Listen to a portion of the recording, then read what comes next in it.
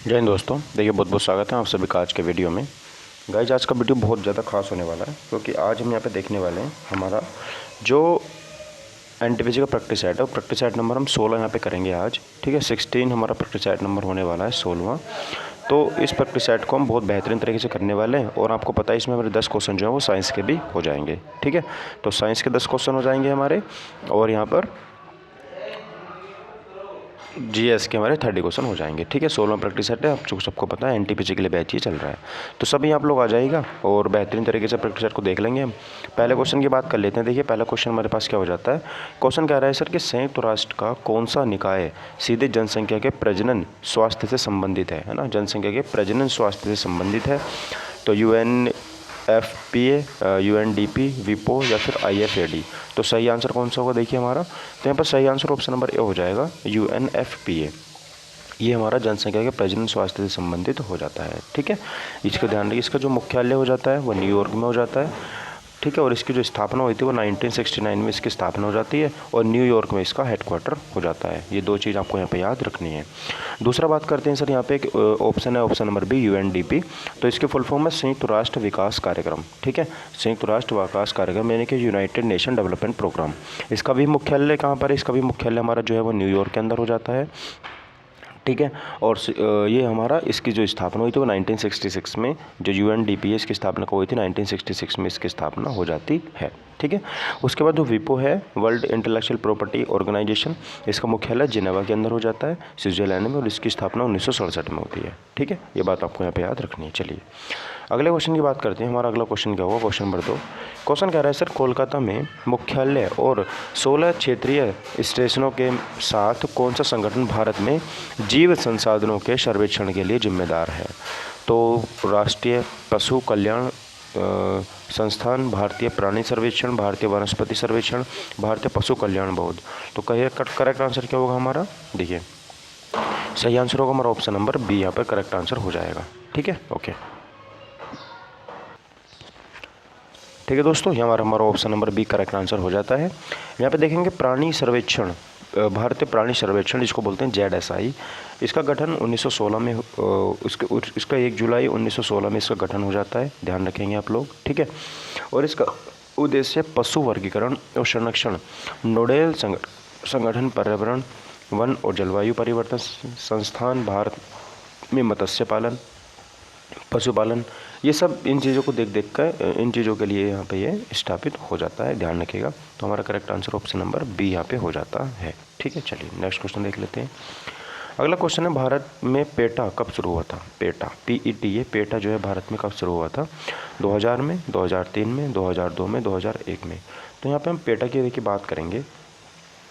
तो जो पेटा है वो हमारा ऑप्शन नंबर ए 2000 में शुरू वहाँ पे हो जाता है। ठीक है, तो इसके फुल फॉर्म क्या है sir, people for the ethical treatment, people for the ethical treatment, याद रखना। ठीक है, people for the ethical treatment of animals. ठीक है, ध्यान रखिएगा।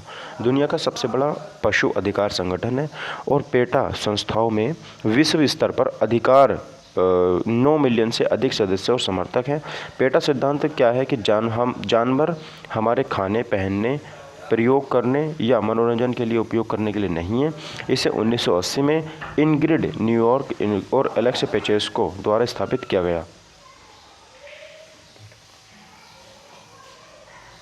ठीक है, तो इसका सही आंसर हमारा ऑप्शन नंबर ए यहाँ पे हो जाता है। ठीक है दोस्तों, चलिए अगला क्वेश्चन देख लेते हैं।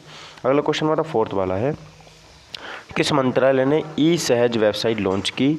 ई-सहज वेबसाइट जो कि संगठनों, फर्मों, कंपनियों, व्यक्तियों को इंटरनेट पर कहीं से भी सुरक्षा मंजूरी के लिए आवेदन करने की अनुमति देती है। ठीक है, तो गृह मंत्रालय द्वारा, विदेश मंत्रालय द्वारा, इलेक्ट्रॉनिक्स और सूचना प्रौद्योगिकी मंत्रालय द्वारा, कॉर्पोरेट कार्य मंत्रालय द्वारा। तो करेक्ट आंसर क्या होगा इसका, तो इसका सही आंसर यहाँ पे हो जाता है गाइस ऑप्शन नंबर 1, गृह मंत्रालय द्वारा इसको शुरू किया गया था, ई-सहज पोर्टल को। ठीक है, ध्यान रखिएगा। चलिए नेक्स्ट क्वेश्चन देख लेते हैं। क्वेश्चन नंबर 5 है हमारे पास। क्वेश्चन कह रहा है सर कि निम्नलिखित में से कौन सा देश संयुक्त राष्ट्र सुरक्षा परिषद का स्थायी सदस्य है। तो हमने कल भी ऐसा क्वेश्चन डिस्कस किया था, स्थायी सदस्य है ना। तो हमारे 15 इसमें सदस्य होते हैं, जिसमें से 5 स्थायी होते हैं और 10 इसमें हमारे अस्थायी होते हैं। 10 जो सदस्य होते हैं वो 2 साल के लिए चुने जाते हैं, और जो 5 सदस्य हैं पहले तो हम उनके नाम बताओ, फिर संयुक्त राष्ट्र संघ में जो आधिकारिक भाषाएँ हैं वो भाषाएँ बताओ। ठीक है, चलो तो कौन कौन से हो जाते हैं सर हमारा, मैंने आपको कल बताया था, यूएसए हो जाता है, यूके हो जाता है, ठीक है, और हमारा चाइना हो जाता है, रूस हो जाता है, और कौन सा हो जाता है, फ्रांस हो जाता है। ये हमारे 5 देश थे, ठीक है। तो इसमें कौन सा ऑप्शन है guys, France. Option number B मेरा करेक्ट आंसर यहाँ पे हो जाता है, ठीक है। और उसकी भाषाएं कौन कौन सी हैं, तो भाषाएं भी एक बार सुन लो। तो हमारे उसमें इंग्लिश यूज होती है ना, फ्रेंच यूज होती है, चीनी यूज होती है, स्पेनिश यूज होती है, और कौन सी अरबी यूज होती है। तो उसमें 5 हमारी भाषाएं हो जाती हैं, ठीक है। ठीक है, इसका तो सही आंसर हमारा ऑप्शन नंबर बी हो जाता है, फ्रांस। अंतर्राष्ट्रीय शांति और सुरक्षा बनाए रखने की प्राथमिक जिम्मेदारी सुरक्षा परिषद की है। संयुक्त राष्ट्र चार्टर अनुच्छेद 23 के अनुसार, देखिए 23 में लिखा हुआ है, संयुक्त राष्ट्र के चार्टर कौन से में लिखा हुआ है, 23 में लिखा हुआ है। सुरक्षा परिषद में 15 सदस्य हैं। वीटो शक्ति करने वाले देश 5 हैं, जिसमें स्थायी हैं चीन, फ्रांस, रूस, यूके और यूएसए।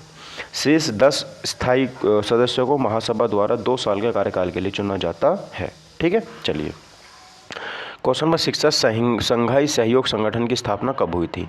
संघाई सहयोग संगठन की स्थापना कब हुई थी, 2014 में, ठीक है। ये एससीओ की बात कर रहा है बेसिकली, 1989 में, 2001 में या फिर 2005 में।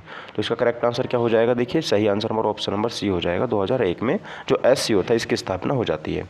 और ये एक अंतर सरकारी संगठन है, और जो इसकी स्थापना हुई थी 15 जून 2001 को हुई थी। कब हुई थी गाइस, 2001 को एससीओ की स्थापना हुई थी, ठीक है।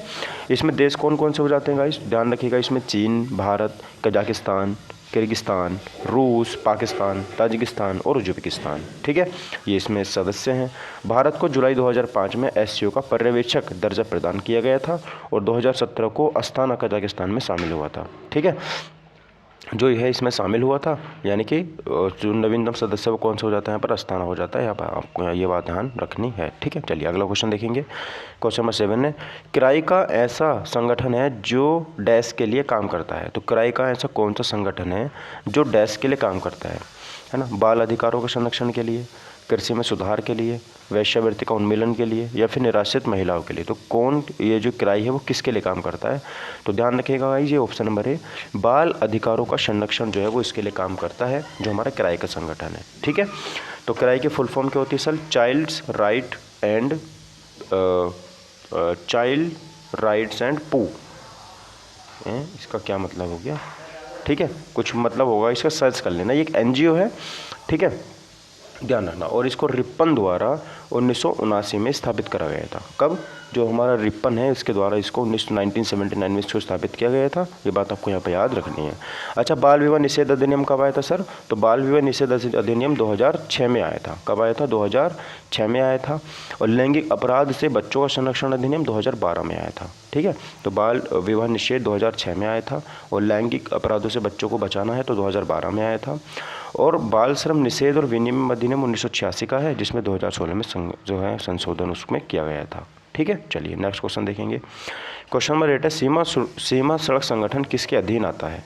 सीमा सड़क संगठन किसके अधीन आता है,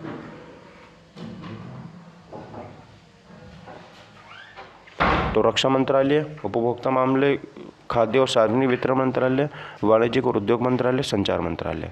तो सीमा सड़क संगठन जो है वो किसके अधीन आता है, ध्यान रखिएगा, वो रक्षा मंत्रालय के अंतर्गत आता है ना। सीमा सड़क संगठन तो किसके अंतर्गत आता है, वो आता है हमारा किसके अंतर्गत, ध्यान रखिएगा, रक्षा मंत्रालय के अंतर्गत आता है, ठीक है।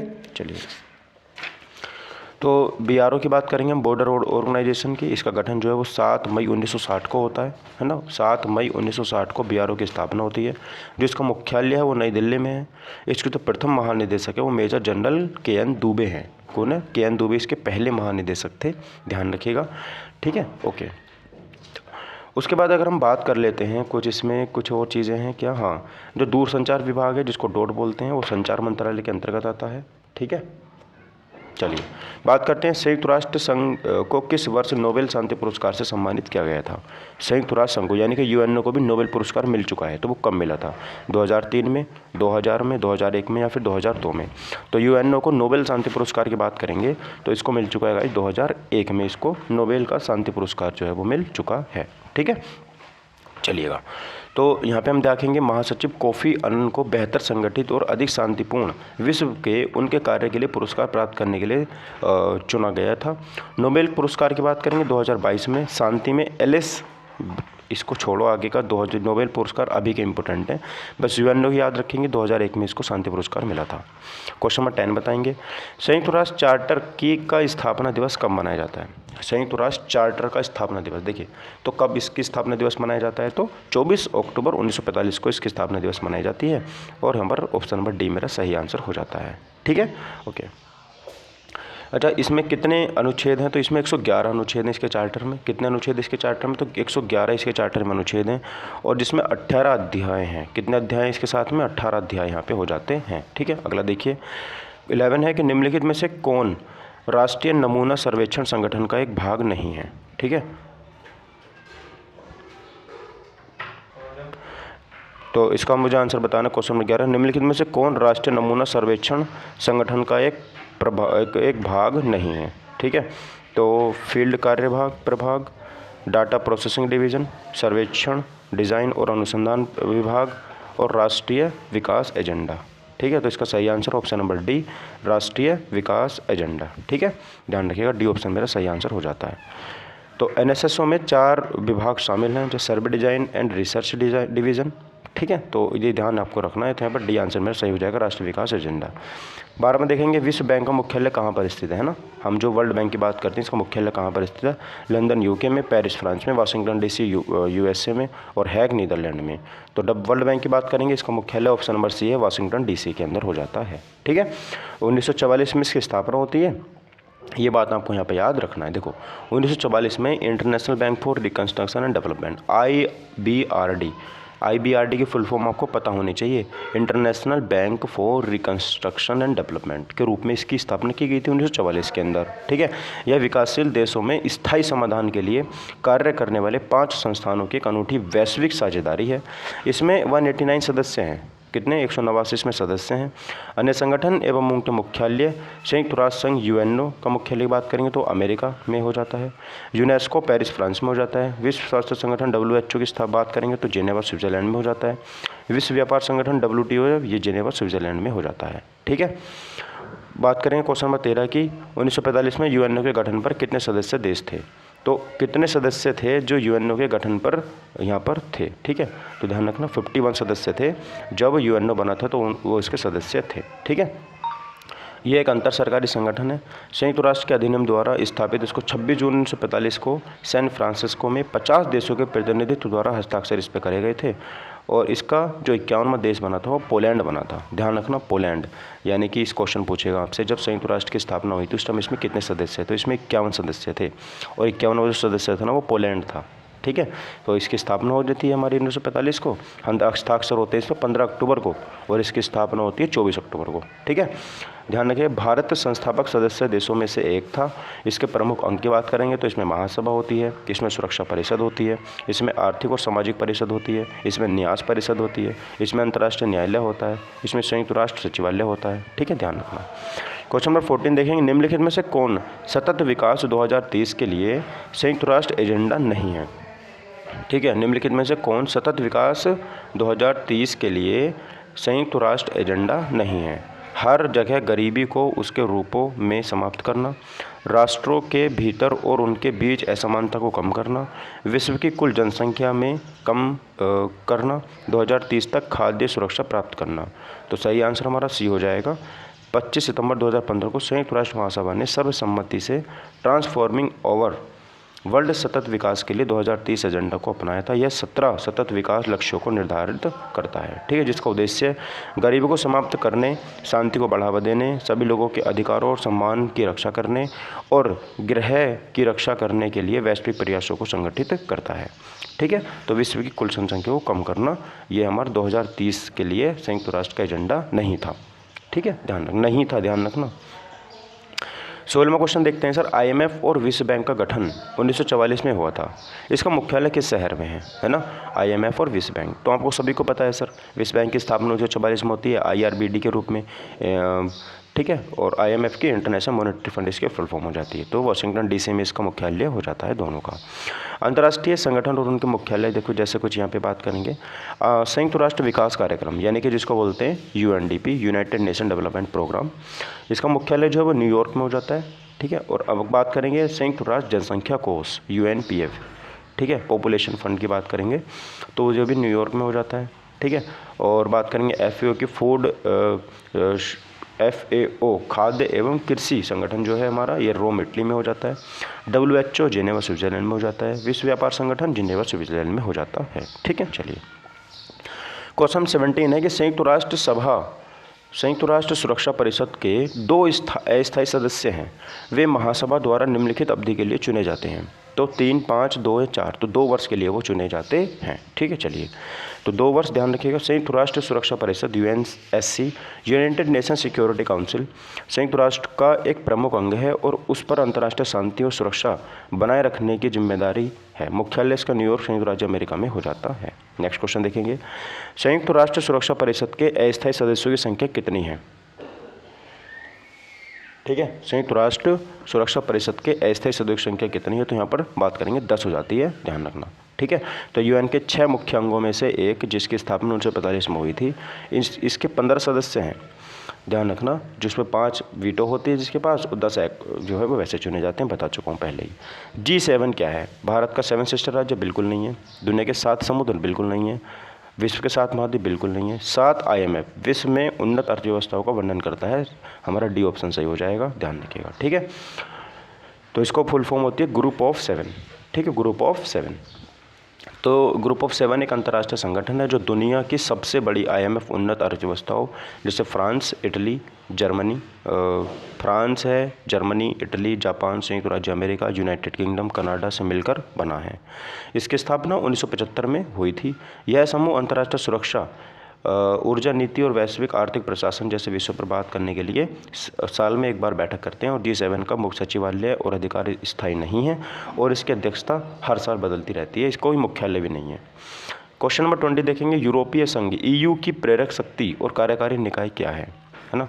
जो हमारा यूरोपियन यूनियन है, इसकी प्रेरक शक्ति और कार्यकारी निकाय क्या है? यूरोपीय संसद है, यूरोपीय संघ की परिषद है, यूरोपीय आयोग है, या फिर लेखा परीक्षकों और का न्यायालय है।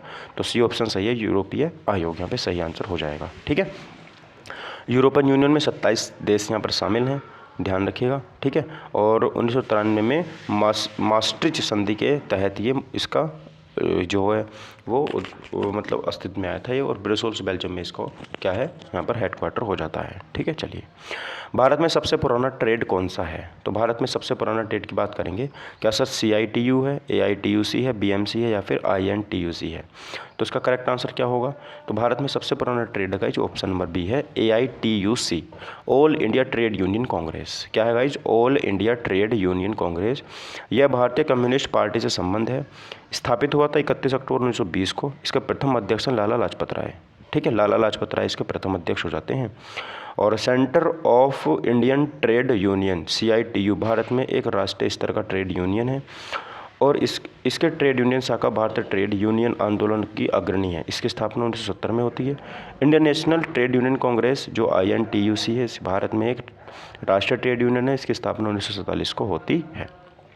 अगला, विश्व व्यापार संगठन WTO किसको बढ़ावा देता है? वित्तीय सहायता को, बहुपक्षीय व्यवहार को, वैश्विक शांति को, या एक तरफा व्यापार को? तो जो WTO होगा किसको बढ़ावा देता है गाइज? वो ऑप्शन नंबर B, बहुपक्षीय व्यापार को बढ़ावा देता है। तो विश्व व्यापार संगठन WTO राष्ट्रों के बीच व्यापार के नियमों से निपटने वाला एकमात्र वैश्विक अंतर्राष्ट्रीय संगठन है। इसका मुख्यालय जिनेवा स्विट्जरलैंड में हो जाता है, और इसकी स्थापना 1995 में हुई थी। यूरोप भर में यात्रा करने वाले बच्चों और परिवारों की सुरक्षा को बढ़ावा देने के लिए किन संगठनों ने ब्लू डॉट हब लॉन्च किया है ना? तो किसने ब्लू डॉट हब जो है वो लॉन्च किया है? UNDP, यूनिसेफ, तो बताओ, यूनिसेफ एंड UNHCR ने यहाँ पर इसकी स्थापना, यहाँ पर इसको बढ़ावा दिया था, ठीक है। तो संयुक्त राष्ट्र अंतर्राष्ट्रीय बाल आपातकालीन कोष जो यूनिसेफ है ना? तो क्या बताया था मैंने इसको यहाँ पर? I से क्या बताया था? इमरजेंसी, C से चाइल्ड, और E से क्या बताया था मैंने कल? तो इंटरनेशनल चाइल्ड इमरजेंसी फंड बताया था, ठीक है, हाँ। तो ध्यान रखिएगा, ये यूनिसेफ हो जाता है, इसकी स्थापना 1946 को होती है। इसका मुख्यालय न्यूयॉर्क USA में। और संयुक्त राष्ट्र शरणार्थी जो उच्चायुक्त है, United nation human right council जो है, इसकी स्थापना 1950 में होती है। इसका मुख्यालय जिनेवा में है, ठीक है। तो यूनिसेफ की स्थापना 1946 में होती है, और UNHCR की 1900 कब होती है? 1950 में होती है, ठीक है। चलिए नेक्स्ट क्वेश्चन बताएंगे। संयुक्त राष्ट्र के प्रमुख अंग हैं 8, 4, 6 या 3? तो संयुक्त राष्ट्र के प्रमुख अंग कितने हैं गाइस? ऑप्शन नंबर सी 6 हैं। कितने हैं? 6 हैं, ध्यान रखिएगा। ठीक है, तो इसमें कौन कौन शामिल है? इसमें पहली महासभा शामिल है, ठीक है, सुरक्षा परिषद है, आर्थिक और सामाजिक परिषद है, ट्रेटीशिप है, सचिवालय है, और एक इस जो यहाँ पर क्या हो जाता है? न्यायालय हो जाता है। जो छठा है उसका मुख्यालय हैग, नीदरलैंड के अंदर हो जाता है। ठीक है, ये करंट अफेयर का क्वेश्चन है। अक्टूबर 2020 तक संयुक्त राष्ट्र सुरक्षा परिषद में कितने सदस्य थे? कितने सदस्य थे? तो सही बात है, 2020 तक संयुक्त राष्ट्र में 5 स्थायी सदस्य थे और 10 अस्थायी सदस्य थे। ठीक है, चलिए उसमें बात करेंगे। अस्थायी सदस्यों में बात करेंगे तो देखो, चीन, फ्रांस, रूस, यूनाइटेड किंगडम, यूएसए, ये तो हो गए स्थायी। और अस्थायी में भारत भी शामिल था 2020 तक। Estonia, Bharat, island, Kenya, Mexico, Niger, Norway, Saint Vincent और ग्रेनडाइट्स और ट्यूनीशिया, वियतनाम। ठीक है, चलिए क्वेश्चन नंबर 26 है सर, भारत का एक सहयोगी सदस्य है आसियान, नाफ्टा, साफ्टा या फिर लाया? तो साफ्टा यहाँ पर सही आंसर हो जाता है, ध्यान रखिएगा। ऑप्शन नंबर सी सही आंसर यहाँ पे हो जाता है। तो भारत का एक सहयोगी सदस्य है, तो मुक्त व्यापार क्षेत्र, दक्षिण एशियाई क्षेत्रीय सहयोग संगठन सार्क की मुक्त व्यापार व्यवस्था है। साफ्टा देश अफगानिस्तान, बांग्लादेश, भूटान, भारत, मालदीव, नेपाल, पाकिस्तान और श्रीलंका। ठीक है, इसमें देश इतने देश शामिल हो जाते हैं। सार्क की स्थापना की बात करेंगे, 1985 में इसकी स्थापना होती है ढाका के अंदर। इसका मुख्यालय काठमांडू, नेपाल में है। और अफगानिस्तान सबसे नया सदस्य 2007 में इसका बना था। सार्क की स्थापना कब हुई थी? 1985 में हुई थी। निम्नलिखित में से कौन कभी संयुक्त राष्ट्र का महासचिव नहीं बना है? तो लुइस फ्रीचेट, बान की मून, कॉफ़ी अन्नाव या डैग हैमरशोल्ड। तो कौन है सही? लुइस फ्रीचेट जो है वो कभी भी संयुक्त राष्ट्र महासचिव नहीं बने हैं। ठीक है, ऑप्शन नंबर ए, ध्यान रखिएगा। चलिए अगला बात करते हैं। प्रवेश परीक्षा आयोजित करने के लिए किस वर्ष में राष्ट्रीय परीक्षण एजेंसी एनटीए की स्थापना की गई थी? एनटीए की स्थापना 2017 में, 2019 में, 2015 में या 2020 में? तो एनटीए की स्थापना 2017 में की गई थी, ध्यान रखिएगा। राष्ट्रीय परीक्षण एजेंसी है ये, ठीक है, याद रखिएगा। उसके बाद बात करते हैं, 29वां क्वेश्चन है, निम्नलिखित में से कौन संयुक्त राष्ट्र का अंग नहीं है? ट्रेटीशिप काउंसिल, महासभा, आर्थिक और सामाजिक परिषद, मानवाधिकार परिषद। तो हमारा डी ऑप्शन सही हो जाएगा। मानवाधिकार परिषद यूएन के अंडर नहीं आता। मानवाधिकार परिषद की जो अगर मैं स्थापना की बात करता हूँ तो इसकी स्थापना होती है हमारी 2006 में, ध्यान रखना, इसका गठन होता है। और इसके 6 मुख्य अंग जो मैं आपको पहले से ही बता चुका हूँ। ठीक है, चलिए क्वेश्चन नंबर 30 है सर, मानव अधिकार की सार्वभौम घोषणा UDHR एक ऐतिहासिक दस्तावेज है जिसे संयुक्त राष्ट्र द्वारा अपनाया गया था डैश को। तो ये आपका होमवर्क है, इस क्वेश्चन का आप मुझे आंसर बताएंगे होमवर्क क्वेश्चन का। ठीक है, चलिए अब मैं आपके साइंस को क्वेश्चन की तरफ मूव कर लेता हूँ, जो हमारे साइंस के यहाँ पे क्वेश्चन होने वाले हैं। देखिएगा, तो हमारा साइंस का पहला क्वेश्चन हो जाता है गाइस, प्रतिरोध के 3 तार 3 ओम, 6 ओम, 9 ओम समांतर क्रम में जुड़े हुए हैं, परिपथ का कुल प्रतिरोध कितना होगा? ठीक है, तो 3 ओम के हैं, 6 ओम के और 9 ओम के समांतर क्रम में जुड़े हुए हैं, तो इसका मुझे कुल प्रतिरोध बताना है। तो ऑप्शन भी आप देख सकते हो यहाँ पर, तो इसका सही आंसर ऑप्शन नंबर बी हो जाएगा। 18/11 यहाँ पर ओम सही आंसर है, ऑप्शन नंबर बी। कैसे है सर? तो हमें 3 प्रतिरोध दिए गए हैं, देखो 3 ओम का, 6 ओम का, 9 ओम का। ये समांतर क्रम में, और समांतर क्रम की जो फॉर्मूला होता है वो क्या होता है? 1/, रेजिस्टेंस होता है 1/r बराबर 1/r1, 1/r2, 1/r3, सब प्लस में होते हैं। तो R1 की वैल्यू रखेंगे हम 3 है, R2 की रखेंगे 6 है, R3 की रखेंगे 9 है, और सब कैल्शियम लेके सोल्व करेंगे तो हमारा जो नेट यहाँ पर रेजिस्टेंस निकल के आएगा वो हो जाएगा 18/11 ओम। तो इसलिए हमारा सही आंसर ऑप्शन नंबर बी हो जाएगा। ठीक है, चलिए क्वेश्चन नंबर 2 बताएंगे, द्रव में पूर्णतः या आंशिक रूप से डूबे हुए किसी पिंड पर ऊपर की ओर लगने वाला उत्प्लावक बल पिंड द्वारा विस्थापित द्रव के भार के बराबर होता है, यह कथन किससे संबंधित है? ठीक है, यानी कि आपने पानी में जैसे मान लीजिए कुछ भी डाला तो वो जितना वो नीचे जाएगा उतना ही पानी हटाता रहेगा, और नीचे से उसको ऊपर उठाने के लिए उत्प्लावक बल लगता है। तो वो बताओ ये दोनों बराबर होते हैं, तो किसने दिया था? ये बियर ने दिया था, पास्कल का है, आर्किमिडीज का है, बर्नौली का सिद्धांत है। तो ये किसका है? आर्किमिडीज का सिद्धांत है, ऑप्शन नंबर सी। ठीक है, आर्किमिडीज का सिद्धांत द्रव यांत्रिकी के लिए मौलिक भौतिक का एक नियम है। बियर लैम्बर्ट नियम कहता है कि नमूने की सांद्रता को और पथ की लंबाई प्रकाश के अवशोषण के सीधे अनुपातिक में होता है। पास्कल का नियम कहता है कि किसी दूसरे सीमित तल पर लगाया गया बाहरी स्थैतिक दबाव पूरे तरल में सभी दिशाओं में समान रूप से वितरित या प्रसारित होता है। बर्नौली का सिद्धांत क्या कहता है? जैसे जैसे गतिमान तरल पदार्थ की गति बढ़ती है, तरल के भीतर दबाव कम होता रहता है। ठीक है, चलिए आगे बढ़ेंगे। किस नियम के अनुसार स्थिर ताप पर गैस का आयतन दाब के व्युत्क्रमानुपाती होता है? ठीक है, मतलब टेम्परेचर यहाँ पर फिक्स है, तो गैस का जो वॉल्यूम है ना वो उसके प्रेशर के व्युत्क्रमानुपाती होगा, यानी कि जो वी होगा ना, वी वो होगा 1/p के। ठीक है, ये बताना है आपको किस नियम में ऐसा कहा गया है। तो इसका सही आंसर क्या होगा? ऑप्शन नंबर बी, बॉयल के नियम में ऐसा कहा गया है। ठीक है, ध्यान रखिएगा। तो ग्राहम का नियम क्या कहता है सर? स्थिर दाब पर गैस के प्रसार की दर उसके मोलर द्रव्यमान के वर्गमूल के व्युत्क्रमानुपाती होती है।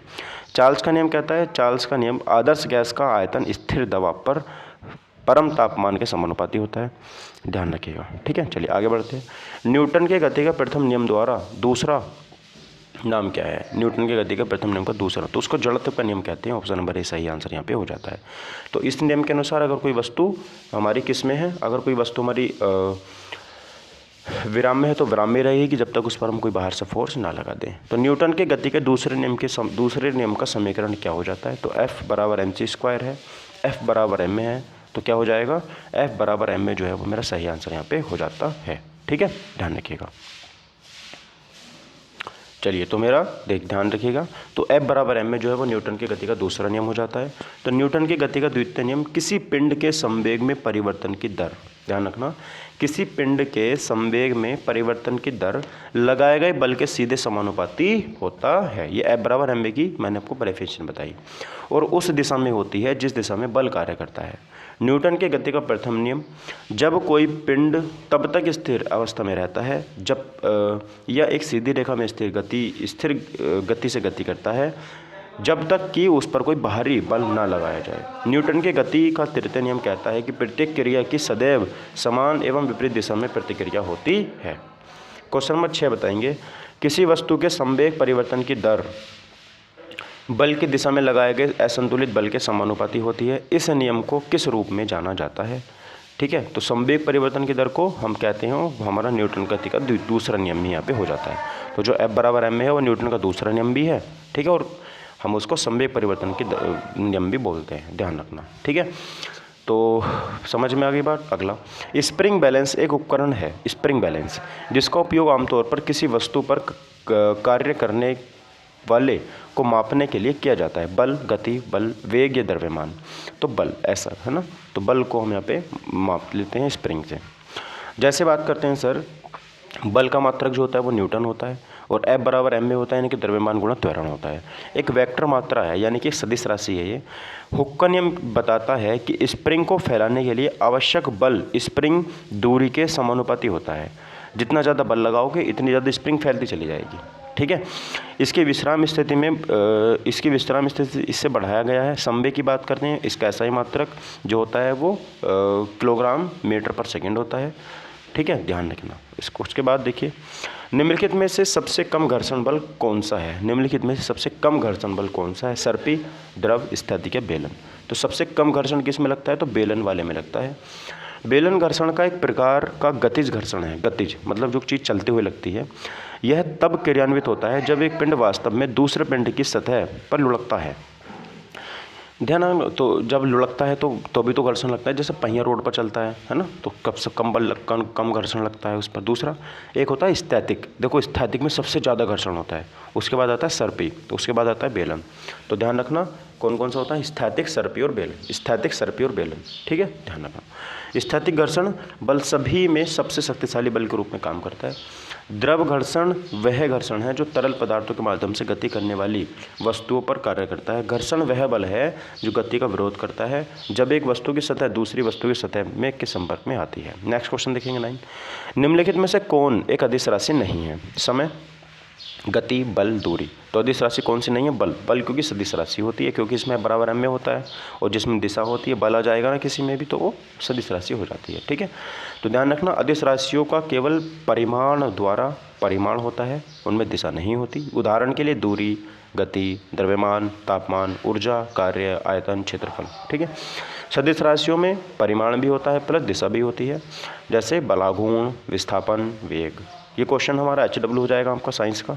ठीक है, ये क्वेश्चन साइंस का है जो आपके लिए यहाँ पर HW हो जाता है। इसका मुझे आप आंसर बताएंगे कमेंट बॉक्स के अंदर। चलिए मिलते हैं अगले वीडियो में, तब तक के लिए thank you for watching my video. Take care, bye bye, जय हिंद, वंदे मातरम।